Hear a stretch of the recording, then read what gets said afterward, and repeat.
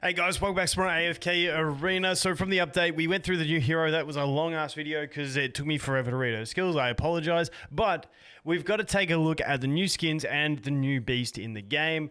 So let's jump into it. I absolutely love these skins. I think they're savage. Let's check out Pippa first, which is going to be the free-to-play skin. Honestly, I'm actually glad Pippa's the free-to-play skin because her skin is that one that I feel like I would permanently leave equipped on her because it's like I like it. The Raku's one is really cool.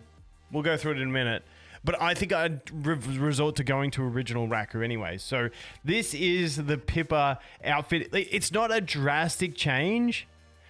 Like, you know, she's still got a little like tarp thing or whatever, you tabard on her front. Like, I don't even know what you call that. She's got a hat, but it's just gone more evil. Like, you got the skeleton, you got the rib cage on her there. She's got the purple eyes now. I think this is a great skin. I just think this looks great. Honestly, if it didn't have the pumpkins, it'd be like, okay, this is just a cool evil skin. Doesn't even have to be for Halloween. So let's go into test because there's something even cooler about it. Ready for it? There's the teleport. Wait for it. Here it is. They turn into a pumpkin with arms and legs. It's hilarious. I love it. I absolutely love it. I think it is so cool. The acorn's now a pumpkin. Look at the pumpkin. It's honestly, I remember the first time I saw Pippa's acorns, I couldn't stop laughing like a child. It was that funny. We get used to it, but then you see it as a pumpkin, and all of a sudden, it's hilarious again. So I think she's wicked. I love this skin. I think it's the greatest. Try and argue with me. Pippa, free to play. I'm super stoked with it. All right. That's the Pippa skin. Let's go to the Raku skin. Now, like I said, the Raku skin looks savage. I just think in the long run, I would revert back to playing Raku in this form. But let's check it out. Like this, in my opinion, is what skins should be. Like, they should be right out there, something completely different. You know, he's got his two guns here. He's got the small one and the big one. His small one's now like a, I don't even know what you call that. Like, it's not a trumpet, but you get the idea. And then this one is like a box that's like a chomper with a pumpkin that blows you know, it's like a record player, but it's like, you know, got all these monster elements to it, and that shoots pumpkins. It's cool. Plus, he looks absolutely savage. Like, look at his face. He's just like Dracula, Raku. I think it's pretty cool, like I said, but I feel like I would eventually revert back to this just because it is so out there, and it's like, I don't know. I think it's just because I've grown so used to Raku as is. But hey, it's pretty cool. So let's go ahead and test. So let's see him call his friends. And as you can see, his friends are little pumpkin men that drop pumpkin bombs, which is pretty cool. And then, you know, it's all just pumpkin stuff that going on. That's pretty much what it is. And here we go. Boom, boom, boom. Are those, like, they're pumpkins, yeah? Or are they like candy? I don't know. I can't even see it on 1x speed. But nonetheless, it's a pretty, like this is like I say it all the time. The first few skins that we got in AFK Arena, like the Tassie, the Leica, pretty average. Since then, they've been pretty spot on with doing what I like in skins, which is just like going way out there with them. Like, this is a really cool concept. You can't say that's not a cool concept for a skin, like to relate to the abilities that a character has. I love it. Anyway, that is Raku. He's going to be the paid skin if you want to pay for it. Now, let's go back here and let's go to the beast. So we're not going to get any free baits because he's in the same family as the winged lion, but we do have the feline vesperio. I think I said that right. I probably didn't. But let's take a look at the skills. We'll go expanded skills. So level 6. This is what can be realistically expected by most players in a few months of saving, maybe. It's hard now that we've burnt them all, but like, you know, you guys know my thoughts on Beast. Too expensive. Anyway, it assembles dark flames to summon a dark fireball above the battlefield that lasts for 5 seconds. Every 1 second, the dark fireball releases abysmal draw on one enemy. Enemies?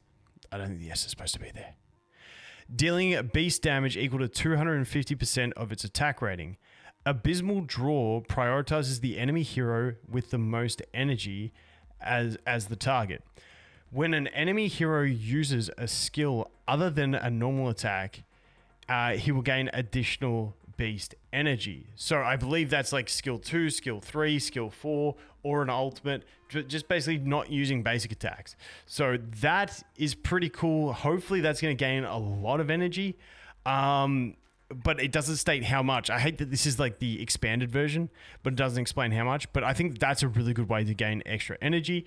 Pretty solid. Plus, it's probably going to deal some decent damage, especially in the early game. Late game, it's not going to deal much, but you know, that's that. Now, level 12. This is into Dolphin territory. You might get this. When a Dark Fireball releases Abysmal Draw, and the target is a hero, it steals 200 points of the target's energy and stores it in the Darkfire Ball. If the target's energy is lower than 200, every energy point short will increase the Abysmal Draw's damage by 0.5%. If the target is a boss or summoned entity, Abysmal Draw's damage will be increased by 100%. So against enemies, it's like stealing that energy. And remember, it's going to prioritize the enemy with the most energy. So you're trying to deny them turns. So this is a really solid unit for an energy denial team. Now, keeping in mind, you got to be like Dolphin spending to get this to 12 realistically. Then level 18, which we're looking at pure whale territory. After a Darkfire Ball has ended, it will ignite dark flames and inflict beast damage on all enemies equal to 20% of their max health. Solid. Without exceeding 20% of the felines at the max health. So I don't know how that's going to scale in endgame. The energy stored in the Darkfire Ball will also be distributed evenly among all surviving allied heroes. Solid. Giving some extra energy. So, you know, honestly, once again, a solid beast. My problem with these guys is, like, I honestly think the baseline ability should be given when you get a single copy of the beast. It's just like you can't even get any enjoyment out of new beasts in the game. Like, at least with heroes, like, you know, even if you're free to play, honestly, if you're free to play in the end game, you're probably saving up your monthly summons, and you can like get them to a, like, you know, a mythic point. But like, at least you can summon for a new hero, get one copy, and maybe they're going to be useful at one copy. If you're in the early game, get one copy, and maybe they'll be really decent for you.